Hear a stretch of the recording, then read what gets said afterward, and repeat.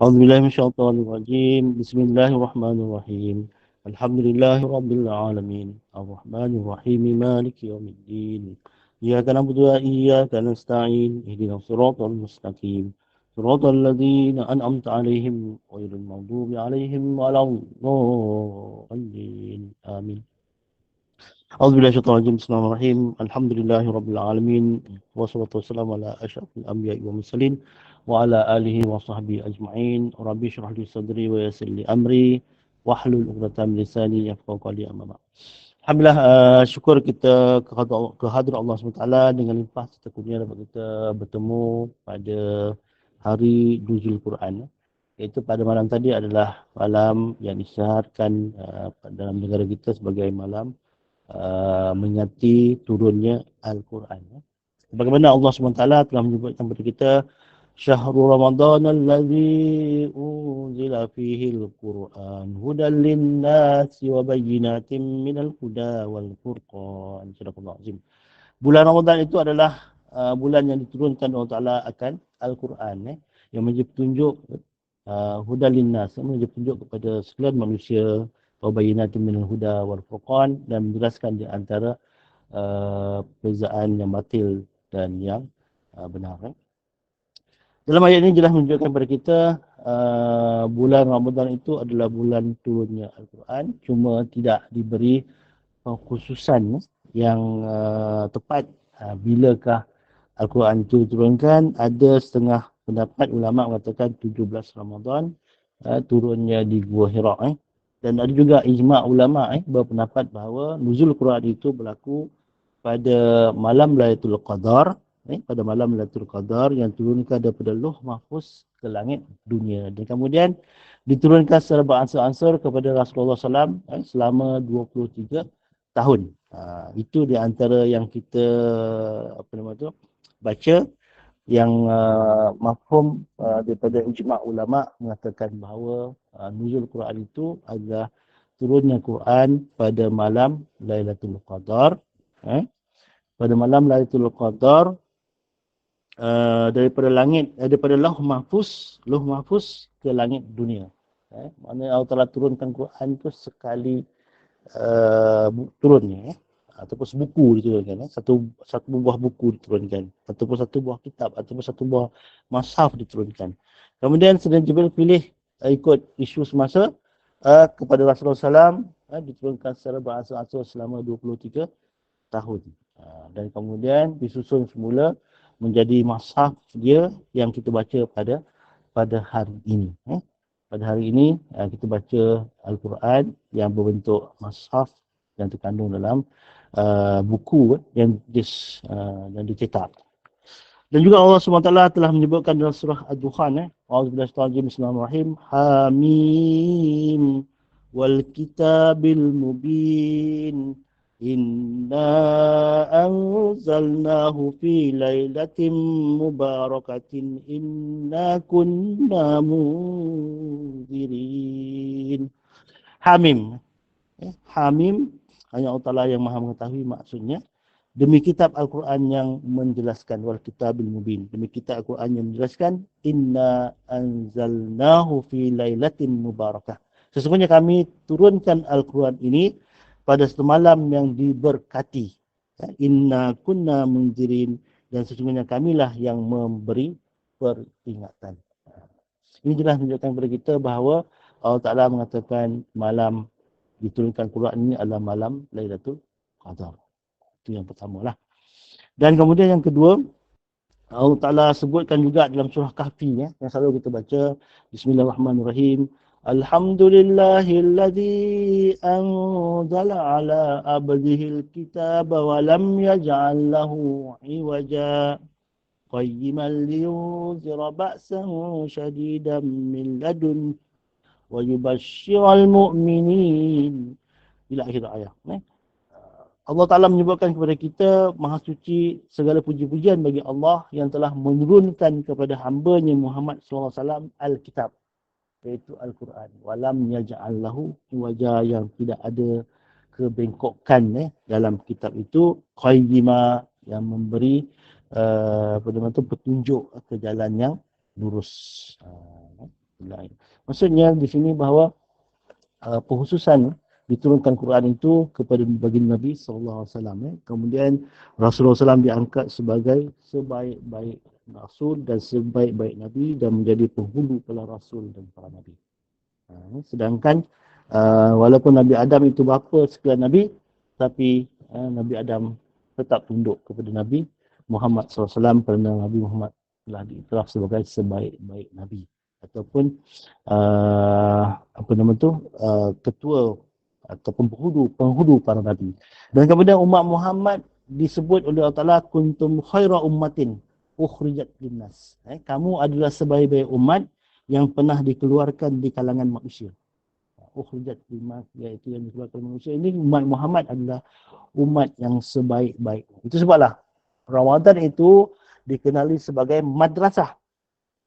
Madrasah Ramadan. Madrasah ni apa tuan-tuan? Madrasah ini adalah sekolah.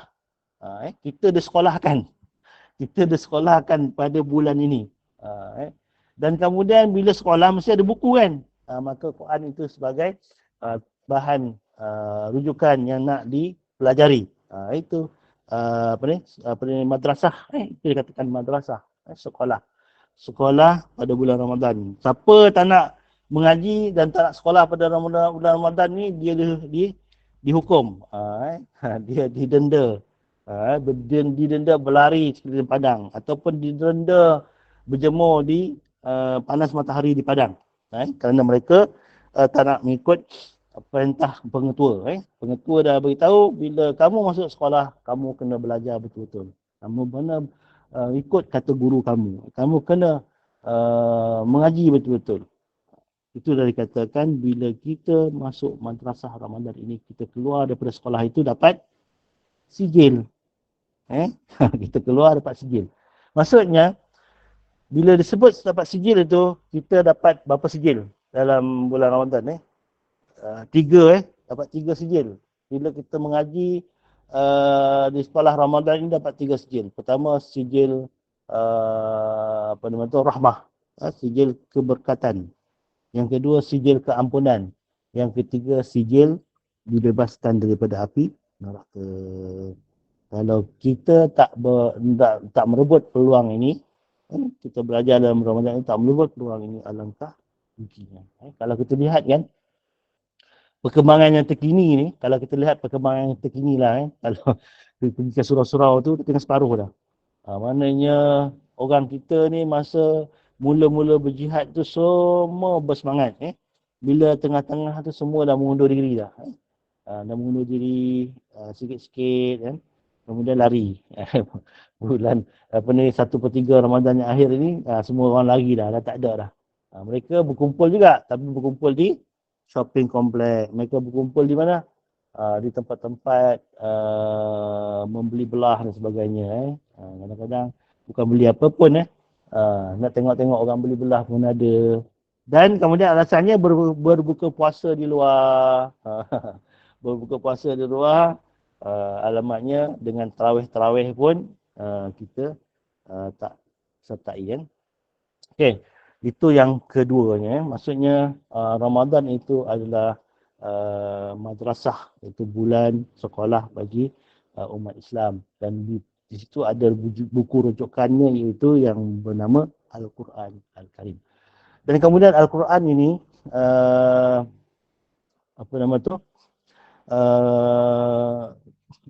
disebut juga sebagai mukjizat. Al-Quran ini disebut sebagai mukjizat. Mukjizat ini adalah, apa makna mukjizat? Kalau kita buka kamus Dewan, mukjizat ini maksudnya yang mencari adat. Mencari adatnya apa? Maksudnya yang pelik lah, yang pelik. Bukan benda yang biasa ataupun disebut sebagai luar biasa. Luar biasa.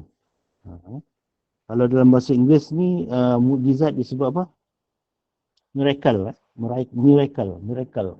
Iaitu keajaiban. Itu tak tepat sebenarnya. Mukjizat yang tu tak tepat. Keajaiban tak tepat. Dia lebih kepada yang tadi lah disebut sebagai benda yang pelik, yang mencari adat. Apa lagi? Ni Nixon telah pun tulis Michael mencari adat apa lagi yang mentakjubkan yang mentakjubkan. Itu sebablah kalau kita bicara tentang mukjizat mesti pegang 4 benda ni. Mesti pegang 4 benda ni. Yang pertamanya sesuatu yang menakjubkan, sesuatu yang pelik, sesuatu yang ajaib. Itu di antara yang pertama lah. Yang keduanya mesti datang dari Allah SWT. Maksudnya mukjizat itu mesti datang daripada Allah SWT. Yang ketiganya mukjizat itu diberikan kepada para rasul. Mukjizat itu diberikan kepada para rasul. Yang keempat, mukjizat itu melemahkan bagi siapa yang mencabarnya. Melemahkan bagi siapa yang mencabarnya. Itu mukjizat. Dan juga dalam bahasa Melayu itu mukjizat itu ialah suatu perkara yang melemahkan. Melemahkan maksudnya kalau siapa mencabar dia akan melemahkan orang tersebut. Sebagaimana cerita yang kita selalu dengar, cerita ni cukup popular, iaitu Sayyidina Umar Al-Khattab, ketika dia belum lagi Islam, dia begitu tegas, begitu tegas dan marah kepada orang-orang Quraisy yang ikut Muhammad, ikut Nabi Muhammad SAW. Memang dia marah. Tiba-tiba dia dengar pula adik dia masuk Islam, ikut Muhammad. Lagi dia marah. Dia mengamuk, dia pergi rumah adik dia, dia pergi rumah adik dia, dia terpa rumah adik dia. Tapi ketika itu adik dia tengah baca surah Toha.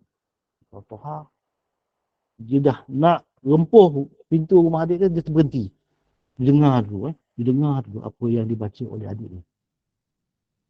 Lepas tu, dia terus, bila dah habis baca tu, dia terus kopak pintu rumah adik itu dan dia terpa. Kau baca apa? Kau baca apa? Wahai Omar, jangan kau pegang benda ini. Benda ini adalah benda yang suci. Datang dari Tuhan. Dia tak minta aku tengok. Kau nak baca? Tak boleh. Kalau kau nak sentuh, aku benarkan, tapi dengan syarat kau kena bersihkan diri kau dulu. Tak nak kotor-kotor ni. Tak nak kotor-kotor yang ada di tangan kau, di kaki kau ni. Tak nak. Kalau nak pegang juga mashaf ini, kau kena bersihkan dirimu dulu. Akur pula Omar kan, dia pergi bersihkan dulu tangan-tangan dia, muka dia. Sebab sini aku tengok. Bila Omar Al-Khattab lihat saja tulisan itu, dia begitu takjub. Menggeleng kepala dia. Ini bukan daripada manusia. Ini bukan perkataan manusia. Ini perkataan selain pada manusia. Hebat. Lalu Omar berkata kepada adik dia, dalam hati dia, dia berkata dalam hati dia, tak beritahu adik dia. Dia berkata dalam hati dia, ini adalah ayat yang hebat. Dia kata, aku nak jumpa siapa yang bawa benda. Aku nak jumpa Muhammad. Wahai Omar, jangan kau buat sesuatu yang memudaratkan Muhammad. Jangan. Tidak, aku nak jumpa dia juga. Adik dia dengan keadaan takut itu, pergi juga bawa Sayyidina Omar jumpa Nabi Muhammad SAW. Tapi ketika Omar sampai kepada baginda Nabi SAW, Sayyidina Omar peluk baginda Nabi dan mengucap 2 kalimah syahadah. Kerana dia betul-betul takjub. Di mananya mereka yang melawan Al-Quran ini, mereka akan ditundukkan. Maksudnya melemahkan Al-Quran ini, melemahkan siapa yang mencabarnya. Begitu juga ahli sihir Fir'aun. Ketika dia mencabar mukjizat Nabi Musa AS kan. Ketika dia mencabar mukjizat Nabi Musa AS, dia panggil semua ahli-ahli sihirnya untuk menundukkan mukjizat Musa ini. Lalu seluruh pusuk negeri Mesir itu datangnya ahli sihir untuk melawan Nabi Musa. Lalu bila sampai saja di situ, Fir'aun cakap, Musa, tunjukkan bukti kamu, apa yang kamu nak tunjukkan tadi. Lalu Musa beritahu kepada ahli sihirnya, elok, lebih baik tuan-tuan tunjukkan dulu kehebatan tuan-puan, barulah saya akan tunjukkan. Lalu ahli-ahli sihir ini telah pun menyihir semua orang itu. Tali-tali yang ada pada mereka itu semua menjadi ular. Semua orang takutlah ular-ular besar ni. Lalu Nabi Musa melemparkan tongkatnya. Tongkatnya merupakan mukjizat. Lalu tongkatnya menjadi ular yang lagi besar dan menelan ular-ular tukang sihir Fir'aun. Lalu tukang sihir Fir'aun wa ulqiyas saharatus sajidin. Apabila Musa lempar saja tongkatnya itu, ahli sihir semuanya sujud. Wa ulqiyas saharatus sajidin. Tiba-tiba ahli sihir semuanya sujud. Dia tahu ini bukan sihir. Mereka tahu apa yang dilemparkan oleh Muhammad itu bukannya sihir. Itu benda yang real. Itu yang dikatakan mukjizat.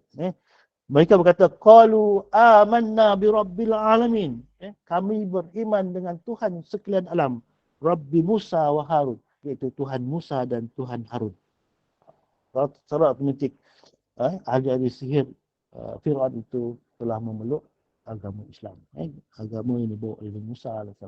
Dan mereka itu semuanya dijatuhkan hukuman bunuh dengan berselang, iaitu dikerat tangan kanan dan kaki kirinya. Dan kemudian dikerat tangan kiri dan kaki kanannya, cara berselang. Dan kemudian disula. Itulah. Mereka kata mereka sanggup mati demi Tuhan sekalian alam. Begitulah hebatnya mukjizat yang tunjukkan oleh Musa AS. Cuma Fir'aun dan bala tenteranya saja yang tak mahu beriman. Yang tak mahu beriman, inilah Fir'aun dan bala tentera dia tak mahu beriman. Dan kemudian disebutkan kepada kita juga tentang kehebatan siapa? Pakar-pakar sains yang yang terbaru pada tahun 1981 kan, seorang pakar kulit yang menghadiri persidangan pakar-pakar di UAE di negara Arab. Mula-mula pakar ini adalah pakar berkaitan dengan lebih pada kejadian manusia kan. Dan kemudian dia telah menemui satu kajian yang mengatakan tentang di hujung kulit itu ada deri rasa yang sangat sensitif. Tetapi apabila kulit itu terbakar, dia akan menghilangkan deri itu dan orang yang kesan daripada kulit terbakar itu mereka tak merasai kesakitan lagi. Mereka tak merasai kesakitan lagi apabila kulit itu telah pun terbakar kerana deria telah pun dimusnahkan rasa itu. Itu mengikut kajian mereka. Lalu pakar-pakar yang bersama persidangan itu menyebutkan bahawa Tuhan telah menyebutkan lebih 1400 tahun yang lalu tentang masalah ini. Betul ke? Betul ke kata Prof Dr. Tyson daripada Thailand, negara jiran kita. Prof Dr. Tyson yang merupakan pakar kulit.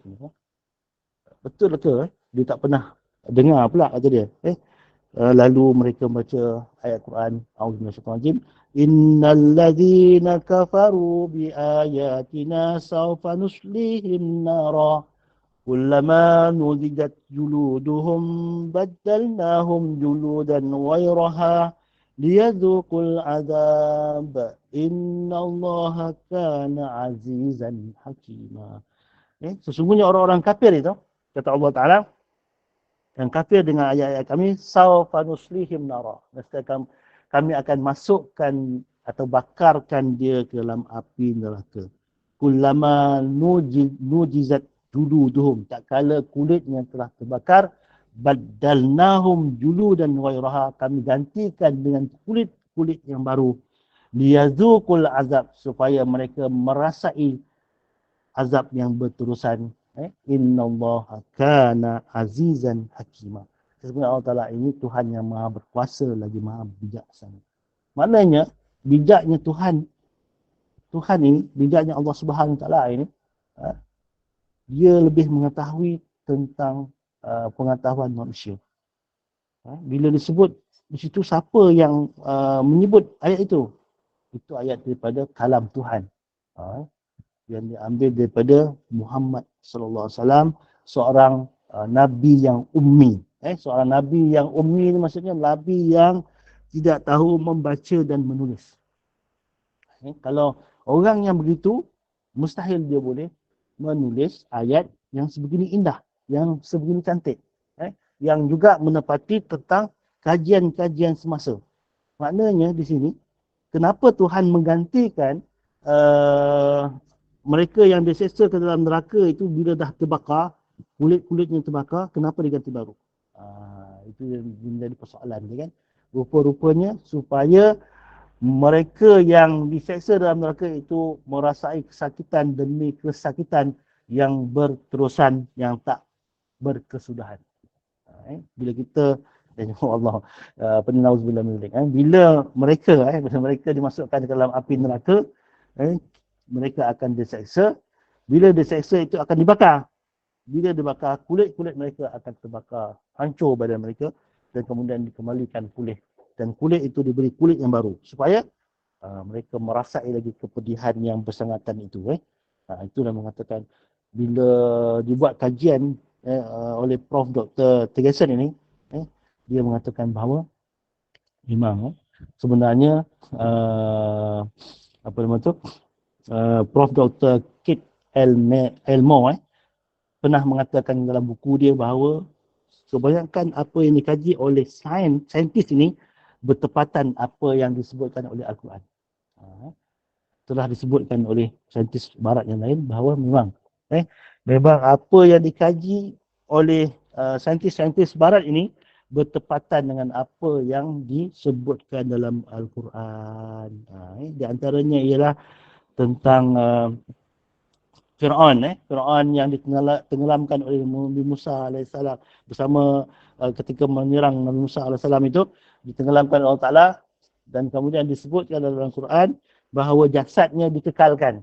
Jasadnya dikekalkan untuk menjadi pengajaran kepada umat yang kemudian, menjadi pengajaran kepada umat yang kemudian ini.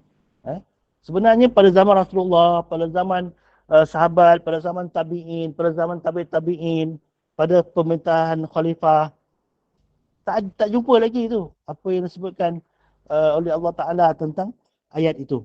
Tak jumpa lagi. Tak ada lagi. Tak jumpa lagi.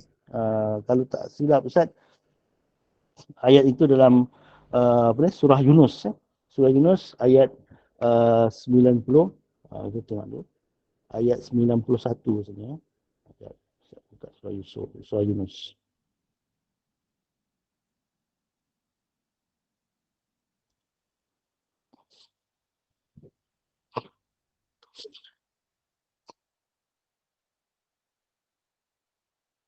Ni fal yauma nunajjika bi badanika litakuna liman khalqaka ayah. Pada hari ini kata Allah Taala, kami kekalkan apa nama tu, jasad engkau, litakuna liman khalqaka ayah, supaya menjadi pengajaran kepada umat yang selepas kamu. Wa inna katsiran minan nasi an ayatina laghafilun. Sesungguhnya kebanyakan manusia ini tentang bukti-bukti kebesaran Tuhan ini sangat laghafilun, sangat lalai. Maksudnya Allah Ta'ala dah sebut dah 1400 tahun itu, fal yauma nunajjika bi badanika. Pada hari ini kata Tuhan, aku kekalkan bentuk tubuhmu, aku kekalkan badan kamu itu tak hancur. Kekalkan badan Fir'aun itu tak hancur untuk menjadi pengajaran kepada umat yang selepas kamu. Ketika tahun 18 berapa tu baru jumpa. Baru manusia jumpa apa nama mayat Fir'aun di dalam laut. Baru jumpa.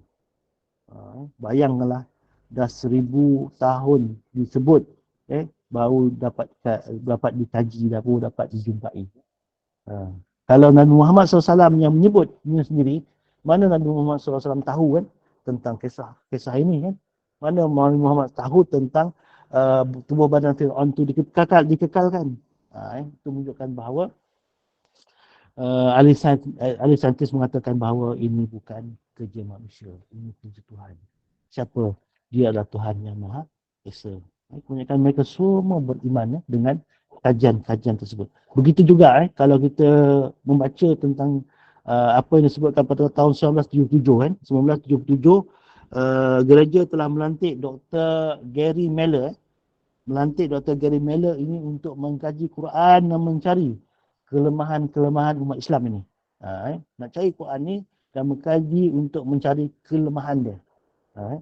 Lalu bila dikaji, dia menyebutkan pada kita apa? Tidak ada seorang penulis pun di dunia ini yang memiliki keberanian kemudian dia menulis buku dan mendakwa bahawa bukunya itu tidak ada sebarang kesalahan maupun kesilapan kecuali Al-Quran. Bahkan Al-Quran mencabar seandainya anda mencari-cari kesalahan itu, anda pasti tidak akan menemuinya. Itu sebablah kalau macam kita pergi Universiti Islam Antarabangsa kan, UIA, di situ ada pelajaran tentang perbezaan antaragama perbezaan antaragama. Kebanyakan mereka-mereka yang mengkaji tentang perbezaan antaragama ini, mereka akan masuk Islam. Mereka akan masuk. Bila mereka mengkaji tentang Kristian, bila mereka mengkaji tentang Yahudi, agama Yahudi ni, bila mereka mengkaji tentang agama Buddha, dan last sekali mereka mengkaji agama Islam, memang Islam itu lebih harmoni dia punya agama. Agama yang lebih sesuai dengan jiwa, agama yang lebih nampak betulnya, yang tepat dia punya analisa. Itu yang dikatakan bila mereka buat kajian perbandingan antara agama ini, memang semuanya akan masuk Islam. Begitu juga Dr. Gary Miller ini pada tahun 1977 gereja telah melantik dia untuk mengkaji tentang Al-Quran dan mengkaji tentang kelemahan umat Islam ini. Bagaimana nak menjatuhkan Islam dan umat Islam. Begitulah yang dikatakan oleh Gary Miller itu bahawa Quran itu adalah suatu perkara yang pelik. Sebab sebut kepada kita zalikal kitabul la raiba fi hudal lil muttaqin. Demikianlah Al-Quran itu kitab yang tiada keraguan padanya, yang menjadi petunjuk bagi orang-orang yang bertakwa. Menjadi petunjuk pada orang-orang yang bertakwa. Bila kita lihat di situ bahawa Quran itu mempunyai keajaiban yang hebat. Keajaiban yang hebat sehingga mereka tunduk dengan apa yang disebutkan oleh Al-Quran. Quran tak boleh cari dia punya kesalahan dia. Kita akan tertewas. Jadi itu dikatakan mukjizat. Mukjizat ini adalah apabila siapa-siapa yang nak mencari kelemahan dia, mereka itu akan tertewas. Jangan sekali-kali kamu nak mencari. Orang-orang yang taklah beriman, yang tak itu ni, mereka tak kaji langsung. Kalau kamu duduk diam, kamu tak buat apa-apa, kamu tak akan dikalahkan oleh Quran lah. Orang yang itu. Tapi kalau orang yang hebat-hebat ni, mereka akan terkalah ataupun tewas apabila mereka mengkaji akan Al-Quran. Begitu juga Dr. Gary Miller ini mengatakan kepada kita, maksudnya pada awalnya disokong untuk mencari isu tentang Al-Quran yang akan memencongkan akidah umat Islam, namun tiada kelemahan dijumpai oleh aku kata Dr. Gary. Bahkan dia telah kagum dengan Al-Quran. Beliau telah memeluk Islam pada tahun 1977 setelah menemui kajian saintifik dalam Quran yang diturunkan pada umat Islam ini. Dan kemudian beliau mengambil dan menukar namanya kepada Abdul Ahad. Abdul Ahad Omar. Beliau menukar namanya kepada Abdul Ahad Omar. Begitulah tuan-puan, kalau kita lihat kepada peristiwa sebelum ini kan, tentang Quran ini diturunkan pada ketika orang Arab begitu popular dengan syair-syair dia. Begitu hebat dengan syair-syair dia. Bila dia mendengar Nabi Muhammad SAW bercakap dengan perkataan-perkataan yang lagi hebat, mereka katakan Muhammad ini telah mensihir aku, mensihir kami. Kerana dia boleh mengeluarkan kata-kata yang begitu hebat. Muhammad telah mensihir kami.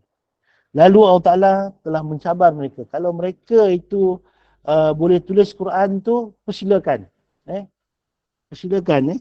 Waktu bisuratin min mislihi fada'u syuhada'akum min dunillahi in kuntum shadiqin.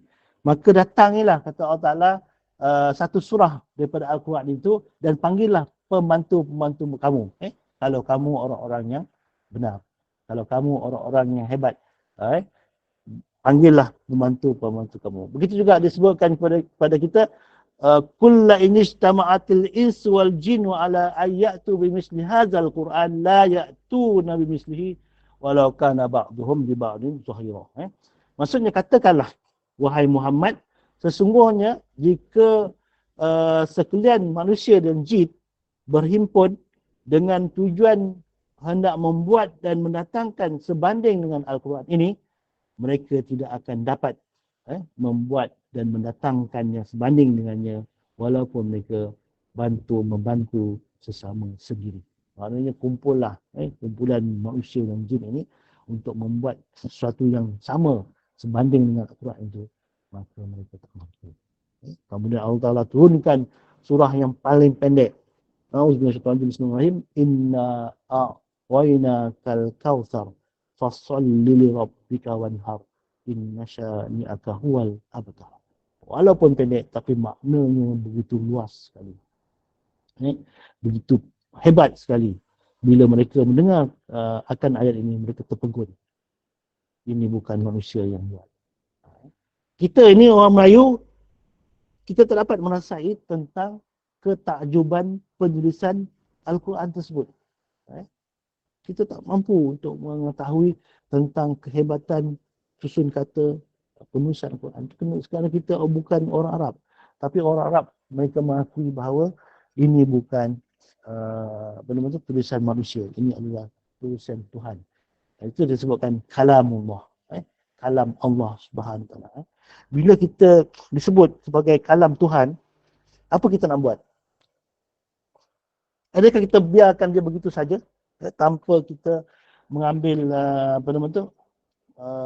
peluang yang berada di depan mata kita ini untuk kita mentalaah, untuk kita membaca, untuk kita mentadabur, untuk kita mengetahui apa isi kandungannya dan untuk kita beramal dengan apa yang disebut oleh Allah Ta'ala dalam Al-Quran ini.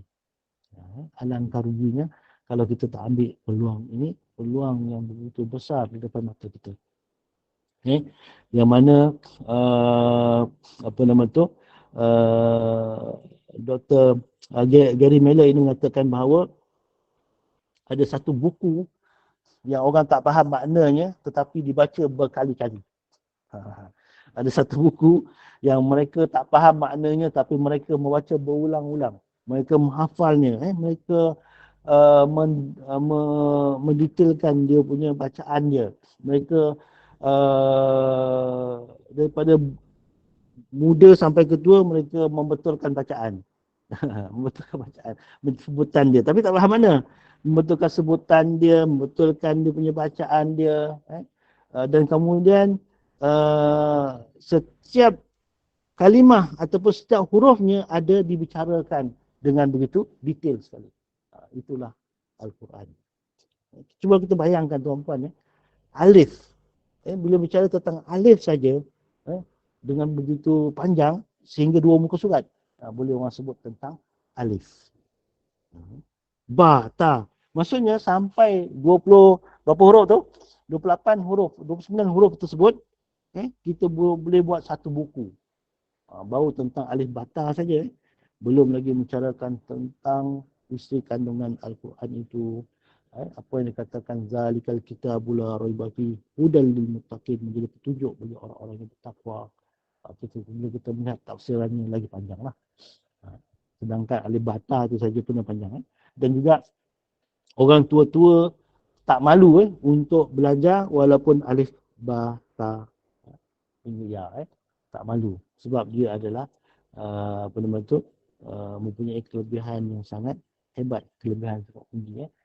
Jika kamu nak menjadi orang yang terbaik, kata Muhammad, kata Nabi SAW, khairukum man ta'allama al-Quran wa 'allama. Sebaik-baik kamu ialah mereka yang belajar Al-Quran dan mengajarkannya. Itu disebutkan. Itu yang disebutkan kepada kita, kuntum khaira ummatin ukhrijat linnas. Kamu adalah sebaik-baik umat yang dikeluarkan di kalangan umat manusia, umat yang terbaik, umat yang berjaya. Yang mana bila nak jadi umat yang terbaik, umat yang berjaya ini, kita pegang pada asasnya ialah khairukum man ta'allama al-Quran wa 'allama. Sebaik-baik kamu adalah mereka yang belajar Quran dan mengajarkannya. Maksudnya bila kita lah belajar, mendalami, mendalami betul-betul lah sehingga kita boleh mengajar. Itu Quran. Kita belajar Quran, tak boleh belajar simply apa ni, boleh baca je tak. Tapi kita kena tahu kenapa baca macam tu, kenapa baca macam ni, hukum tajwid dia, sifat hurufnya, makhraj hurufnya. Kita kena tahu satu persatu secara detail. Cuba kita bayangkan satu ilmu yang kita kena hafal formulanya dan faham. Barulah kita boleh baca dengan tepat dan betul. Itu adalah Al-Quran. Kita sentuh tentang huruf ba. Ba ini adalah huruf yang keluar di kedua bibir. Kedua bibir, ba. Kemudian sifat dia yang pertama, dia bersifat jahar. Suara pada angin tertahan. Yang kedua, dia bersifat syiddah. Iaitu suara tertahan. Dan dia ada qalqalah. Kemudian yang ketiga, dia bersifat istifal, iaitu pangkal lidah merendah. Yang ketiga, yang keempat, dia bersifat infitah, iaitu rongga mulut terbuka. Yang keempat, yang kelima, dia bersifat apa? Izlaq. Izlaq ini mudah untuk disebut dan dia bersifat qalqalah. Bayangkan tu satu huruf itu boleh disebut dalam 5-6 sifat. Ada yang 7 sifat. Huruf itu. Itulah detailnya Al-Quran yang dipelajari oleh umat Islam. Yang mana bahasanya satu bahasa yang begitu hebat, satu bahasa yang begitu cantik. Kalau kita lihat kan, ahli-ahli saintis ni ataupun ahli-ahli perundangan ni, mereka boleh menulis tentang sesuatu benda tapi dengan serius. Dengan serius. Mereka jadi mereka mengambil satu macam saintis kan, formula ni, formula tu tentang dengan serius. Tapi Allah Ta'ala menyebut tentang benda ini dengan berstruktur. Nak kata serius pun tak, tetapi boleh faham. Boleh faham tentang kejadian manusia kan. Tentang kejadian manusia daripada sebelum bersama di antara lelaki perempuan, kemudian dipancar ke air mani, kemudian walaqah, mudghah, satu persatu. Itu semua sains punya cerita tu. Tapi Allah Ta'ala sebut dengan harmoni sekali. Orang boleh baca dengan seronok membacanya. Tapi dia ini bersifat benda yang bersifat kajian yang begitu mendalam oleh kalau orang nak mengkajinya. Tapi walaupun dia bersifat sains, bersifat formula, tapi ditulis dengan cara yang harmoni, cara yang sedap didengar dan dibaca. Begitulah Al-Quran yang mempunyai berbagai perkara yang menakjubkan kalau kita lihat. Okey, itu tentang mukjizat Al-Quran yang mana kemudian Nabi SAW mengatakan kepada kita, man qara'a harfam min kitabillah falahu hasanah wal hasanatu bi asyri amsalihha la aqulu alif lam min harfun wala min harfun wa mim harfun. Baca Quran ini setiap hurufnya diberi pahala, kata Nabi SAW. Setiap huruf diberi pahala. Aku tak kata alif lam mim satu huruf, tapi alif satu huruf, lam satu huruf dan mim satu huruf. Kalau kita kira betul-betul pahala bila kita membaca Quran, satu muka surat itu tak lari daripada 450 ke 500 huruf satu muka surat.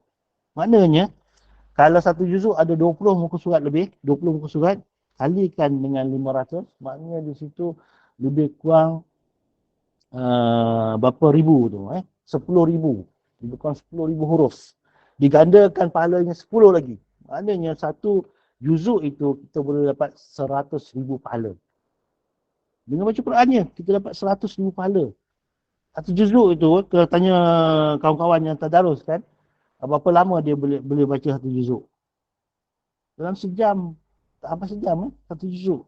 Sama tadarus. Eh? Kalau kita bertadarus yang setakat ni, 1 jam setengah, satu juzuk dekat 2 juzuk. Maknanya, tuan-puan dapat pahala percuma dengan baca Quran. Dan kemudian kalau kita habis baca 30 juzuk, sehingga kita dapat 300,000 huruf di situ, 3 juta pahala kita. Tapi Imam Syafi'i mengatakan bahawa satu Quran itu mengandungi 1.025 juta huruf. Imam Syafi'i mengatakan bahawa satu kitab Al-Quran itu mengandungi 1.025.000 huruf. Maksudnya kalikan dengan 10, siapa yang baca Quran khatam pada bulan Ramadan ini, mereka akan mendapat 10.250.000 pahalanya. Perempuan tak nak ke ambil peluang kemasan ini yang dihidangkan kepada kita untuk kita cuba khatam Al-Quran pada bulan Ramadan ini. Itu baru sekali khatam dah jadi jutawan. Kalau kita berkali-kali khatam, maka kita akan berkali-kalilah dapat gelaran jutawan, billion one. Lagi juta, berjuta-juta itu. Begitulah disebutkan kepada kita tentang kelebihan pula orang yang baca Al-Quran. Di samping dia menjadi syafaat pada hari kiamat, dia dapat pahala yang berganda. Kenapa kita nak perlukan pahala yang berganda ni? Nak rebut malam Lailatul Qadar. Bila merebut malam Lailatul Qadar, kita dapat kebaikan lebih daripada 1,000 bulan. Kenapa kita nak rebut semua-semua tu? Kenapa kita nak cari pahala-pahala tu? Sebab apa? Sebab kita ini, nyawa kita tak lama. Kehidupan kita ini sekitar dalam paling lama pun 80 tahun, 90 tahun kita hidup kan. Dalam 80 tahun, 90 tahun ni, sempat ke kita nak menyimpan bekal kita untuk alam barzah, untuk alam akhirat ni? Sempat ke kita menyimpan bekal kita? Kalau kita rasa tak sempat ni, carilah. Malam-malam Lailatul Qadar, bacalah Quran banyak-banyak, barulah kita akan mendapat bekal yang begitu cukup untuk kita bersiap menuju ke alam kematian. Menuju alam kematian, kita kena bersiap dengan kata orang tu seboleh-bolehnya mencari fadilat-fadilat yang hebat-hebat. Pahala yang besar-besar lah. Pahala yang besar-besar. Pahala yang besar-besar ni banyak lah. Di samping kita berpuasa, Allah Ta'ala beri pahala yang mana ganjarannya hanya Allah Ta'ala sahaja yang membalasnya. Dan juga mereka yang berpuasa ini syurga yang khas akan masuk ke dalam dia, pintu dia, ada pintu khas dia untuk masuk syurga tu. Kemudian mereka yang membaca Quran, bersedekah, berinfak, memberi infak dan sebagainya, itu dia akan mendapat pahala yang berlipat kali ganda. Tuan-puan faham tak apa maksud sedekah, zakat, infak, wakaf? Tuan faham tak apa maksudnya? Kita faham lah. Semuanya berkaitan dengan wang ringgit dan harta kita kan. Berkaitan dengan wang ringgit, harta, tanah sebagainya. Itu kita faham kan. Tapi sebenarnya sedekah ini ada dua benda lah. Maknanya sedekah ini ada dua benda, yang wajib dan yang sunat. Sedekah wajib apa dia? Iaitu zakat dan zakat fitrah. Zakat harta dan zakat fitrah itu sedekah wajib. Kita kena kira-kira betul-betul dia termasuk dalam rukun Islam. Termasuk dalam rukun Islam, sedekah wajib. Kita kena jaga betul-betul rukun Islam ini supaya kita jangan tak buat ataupun tak laksanakan rukun Islam kita. Berzakat. Berzakat. Dan juga di bulan Ramadan ini zakat fitrah. Zakat fitrah ni tuan-puan kena bayar awal. Jangan tunggu saat-saat akhir. Jangan tunggu saat-saat akhir. Kenapa? Tahun lepas raya mengejut.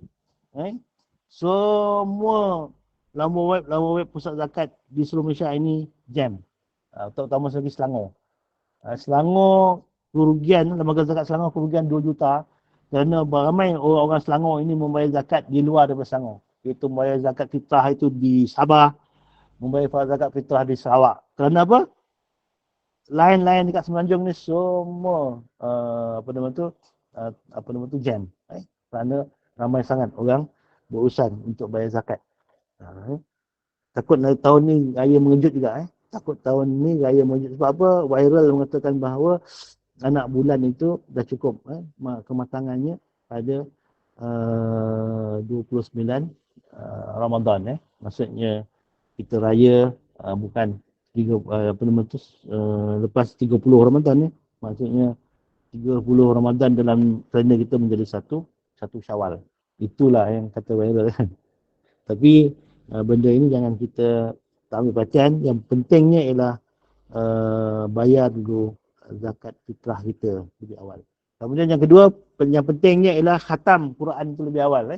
Dalam bulan Ramadan ini khatam Al-Quran untuk mendapat keberkatan Ramadan. Dianya kalau kita lihat siapa-siapa yang yang menjadikan amalan hidupnya dengan Quran ni, insya-Allah hidupnya akan diberkati, dipermudahkan oleh Allah Taala untuk menjalankan kehidupan dengan yang lebih baik. Sebab disebut kepada kita, innal ladzina yatluna kitaballahi wa aqamus shalah wa anfaqu mimma razaqnahum sirran wa alaniyatan yarjuna tijaratan lan tabur. Sesungguhnya mereka-mereka yang membaca Al-Quran dan tetap mendirikan solat dan wa anfiqu mimma razaqnahum, menafkahkan harta yang digunakan kepada mereka secara sembunyi atau terang-terangan, mereka itu dengan amalan yang demikian mengharapkan satu jenis perniagaan yang tidak akan mengalami kerugian. Itu infak. Infak ini kata-kata lihat tafsiran Imam Nawawi lebih kepada sedekah wajib dan sedekah sunat juga. Sedekah wajib infak apa dia? Siapa boleh faham sedekah wajib infak? Kan Ustaz cakap tadi, apa beza di antara sedekah, infak, zakat, wakaf? Itu banyak tu dia punya perkataan tu. Apa beza dia? Ini semua terkandung dalam Al-Quran. Wa anfiqu mimma razaqnahum sirran wa alaniyatan yarju tijaratan lan tabur. Mereka mengharapkan satu perniagaan yang tak akan rugi. Maksudnya infak ini lebih kepada perkara yang wajibnya ialah menafkahkan keluarga kita. Bagi siapa yang wajib memberi nafkah, itu suami, ayah, mereka mesti menginfakkan hartanya untuk keluarganya. Itu yang wajib. Kemudian infak itu bermaksud juga sedekah derma, derma yang sunat. Begitu juga sedekah, innamas sadaqatu lil fuqara'i wal masakin. Sebenarnya sedekah itu untuk 8 asnaf, untuk fakir, miskin, wal amilin 'alaiha, mereka yang dilantik menjadi amil, orang-orang yang muallaf wal muallafati qulubuhum, yang dijinakkan hatinya kepada Islam, untuk wafir riqab wal ghamirin, untuk orang yang merekakan dirinya dari perhambaan, wal ghamirin, melunaskan hutangnya, wa fi sabilillah, orang yang berjihad pada jalan Allah, dan wabni sabil, itu orang-orang yang terputus dalam pemusafirannya.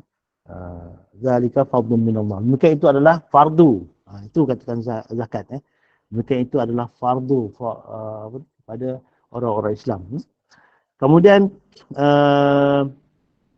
disebut juga masalul ladzina yunfiqun, umpama orang-orang yang menginfakkan, menafkahkan hartanya seperti mereka menanam satu biji benih yang selepas ditanam menerbitkan 7 batang tangkai, dan setiap tangkai itu menerbitkan 100 biji benih. Maksudnya 700 kali ganda itu adalah balasan untuk mereka yang berzakat, bersedekah dan juga berinfak. Cuma bezanya dengan wakaf, apa dia? Beza dengan wakaf, wakaf mendapat pahala yang berterusan. Itu bezanya. Pahala-pahala sedekah, infak, zakat itu banyak. Tetapi tak secara berterusan. Tak secara berterusan, maksudnya tahun ini kita kena bayar zakat, tahun depan tak bayar zakat tak boleh. Tahun depan kena bayar zakat, terus macam kita memberi nafkah kepada keluarga kita lah. Bulan ni kita bagi nafkah, bulan depan kena bagi nafkah, terus berterusan bagi nafkah kan. Dia tak boleh sekali. Tapi wakaf ni sekali je. Sekali kita bagi wakaf, maka pahalanya berterusan. Itu kehebatan dia. Iza mata ibnu Adam in qata amalu illa min salas. Bila mati anak Adam terputus segala amalannya melainkan 3.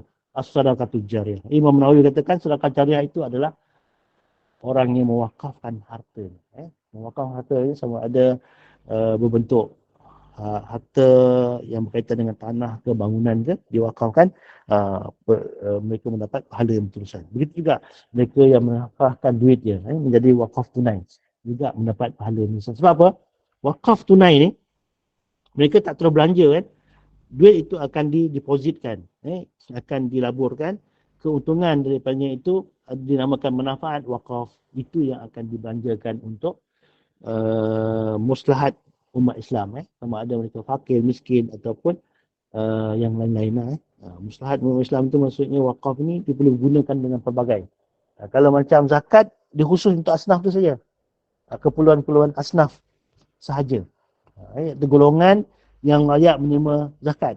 Tetapi wakaf ini dia tak tertakluk dengan itu. Dia boleh buat bangunan, dia boleh buat macam-macam. Itu sebablah pahalanya berterusan.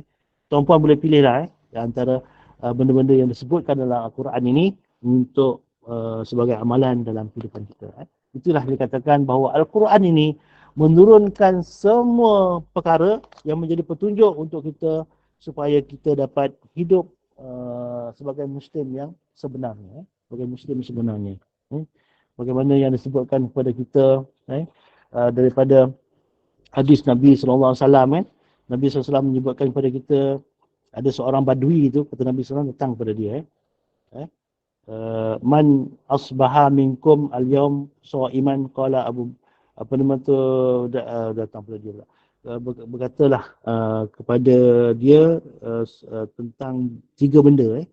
Rasulullah SAW berkata kepada dia tentang 3 benda. Kepada para sahabat ni lah. Berkata kepada sahabat ni tentang 3 perkara. 3 perkara, 4 perkara. Nanti kita sebut dalam hadis ni. Al-yawm sha'iman. Pada hari ini siapa yang berpuasa? Rasulullah SAW kata, siapakah antara kalian pada hari ini berpuasa? Kata Abu Bakar, aku. Saya berpuasa ya Rasulullah.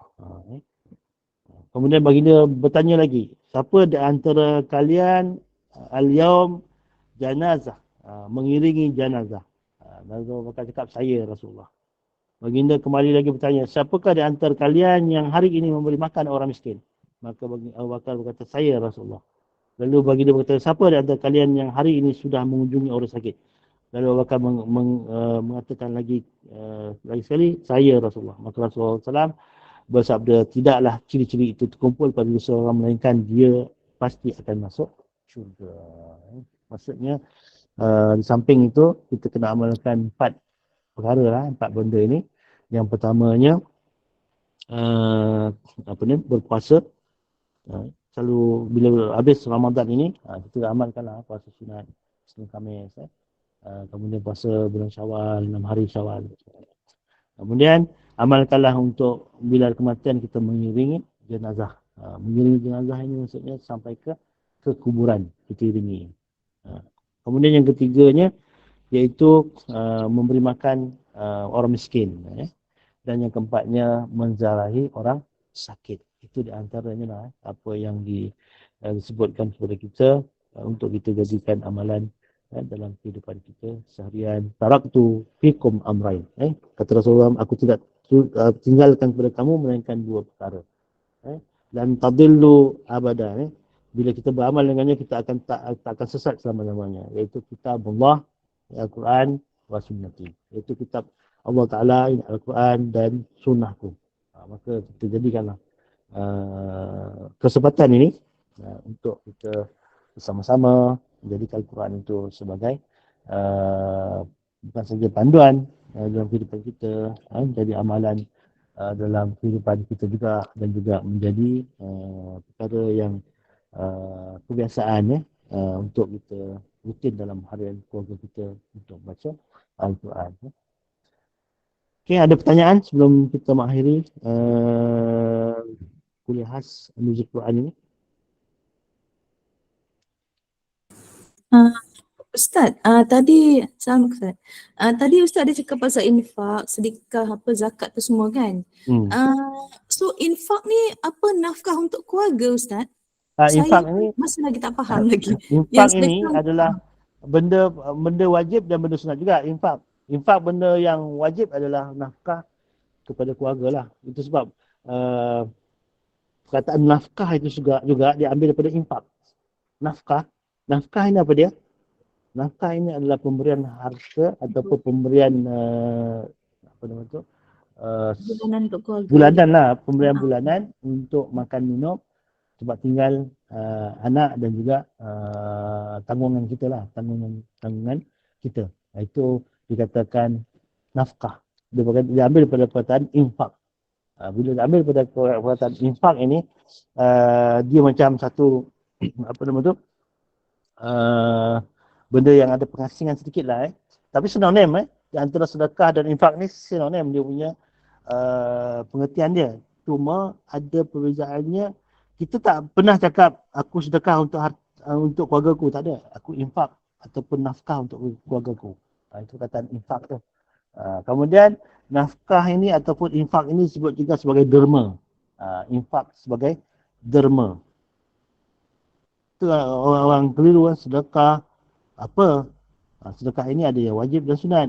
Sedekah yang wajib zakat. Sedekah yang sunat yang memberi makan orang-orang miskin. Sedekah ini lebih kepada orang miskin lah. Sedekah ini lebih kepada orang miskin. Secara wajibnya keluarkan zakat lah. Tapi secara sunatnya kita bagi je. Bagi je tanpa kita niat zakat. Itu sedekah. Tapi infak ini dia jadi khas untuk tanggungan kita. Kita memberi nafkah kepada keluarga kita. Kalau disebutkan sebagai derma, umum. Derma umum. Dia tak ada khusus untuk fakir miskin. Ni derma. Derma sama ada orang tu orang kaya ke, orang apa ke. Kalau kita sebut derma, dia boleh guna. Boleh makan. Derma. Kalau macam istilahnya hadiah lah. Hadiah. Hadiah. Yang mana kita tahu bahawa baginda Nabi SAW dan keluarganya tak makan sedekah. Rasulullah tak menyentuh sedekah. Yang ini di antara tanda kenabian Nabi SAW ketika bernama tu Sulaiman Al-Farisi kan.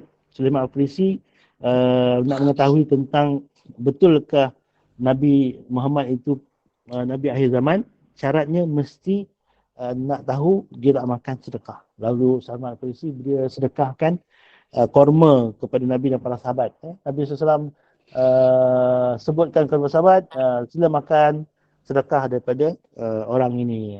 Tapi Nabi tak sentuh pun. Nabi tak makan. Itu bila sedekah. Tapi bila Salman Al-Farisi kata, ya Rasulullah ini hadiah. Hadiah. Ataupun derma daripada saya. Maka Rasulullah makan. Hadiah makan. Yang sedekah tak makan. Itu yang kita nak faham pengertian-pengertian tersebut. Biar kita clear lah sikit. Supaya kita faham. Ini ada pertanyaan kepada Ustaz baru-baru ni kan. Lagi pelik pertanyaan ni. Dia tanya apa? Ustaz, apakah beza antara asnaf dengan fisabilillah? Yang kedua, mana lebih susah Ustaz? Asnaf ke fakir? Apa tuan puan nak jawab? Apa tuan puan nak jawab? Soalan macam dia tak faham. Asnaf itu apa? Fisabilillah itu apa? Asnaf itu apa? Fakir itu apa? Dia tak faham. Asnaf itu adalah golongan, 8 golongan itu yang menerima sedekah tersebut. Itu dinamakan semuanya asnaf. Di antara salah satu asnafnya ialah fisabilillah tu lah. Fisabilillah tu masuk dalam golongan kumpulan asnaf itu. Begitu juga pertanyaan kedua tadi siapa lebih susah, asnaf ke fakir? Tu banyak orang kita ni tak faham. Bukannya orang biasa-biasa tuan-puan yang bertanya ni, orang yang cerdik pandai, yang ada master yang ada master bertanya ni, rupa-rupanya ya Allah, bab-bab macam ni masih lagi tak faham orang kita ni. Itu sebab Ustaz nak tekankan juga supaya tuan-puan pun jangan tak faham benda-benda macam ni, kena faham secara kata orang tu uh, walaupun macam mana terperinci juga sebab apa, kalau macam pertanyaan macam tu rasanya macam begitu teruk sekali pemahaman, langsung tak faham pemahaman tu sangat teruk kerana yang itu pun dia tak boleh nak catch up tentang pengetahuan tersebut. Okey, faham Okey. tak Kak Shirin? Boleh kan? Okey, Alhamdulillah. Okey, baik. Ni ada Azrina dia bertanya. Okey, Ustaz, Jangan. saya rasa kita dah boleh tamatkan waktu kita dah Dah apa? lebih. Ya. Kita boleh bincang lain kali masuk siri kedua pula Ustaz ya. Okey, boleh. Okey, boleh. Okey, baik. Alhamdulillah, jazakallahu khair al-fadhil Ustaz Haris Dahlan atas perkongsian ilmunya dan semoga apa yang disampaikan memberikan sedikit kefahaman, sedikit sebanyak kefahaman dan kemanfaat bagi kita semua. Dan terima kasih kepada para jemaah sudi duduk bersama-sama hingga akhirnya majlis ini. Dan teruskanlah bersama-sama Ustaz sebentar saja lagi dalam kelas tajwid kita. Dan ada satu link lagi dalam kitab pengajian Al-Azkar bersama-sama dengan Al-Fadhil Ustaz Muhammad Azhar. Link yang lain ya. Dan Ustaz, saya teruskan, saya terus tangguhkan majlis ini dengan tasbih kafarah dan surah Al-As. Silakan Ustaz. Subhanallah bihamdika asyhadu an la ilaha illa anta astaghfiruka wa atubu ilaik. Bismillahirrahmanirrahim. Illa alladziina aamanu wa amilus solihati wa tawassaw bil haqqi wa tawassaw bis sabr. Okey, kita sambungkan terus kepada apa ni?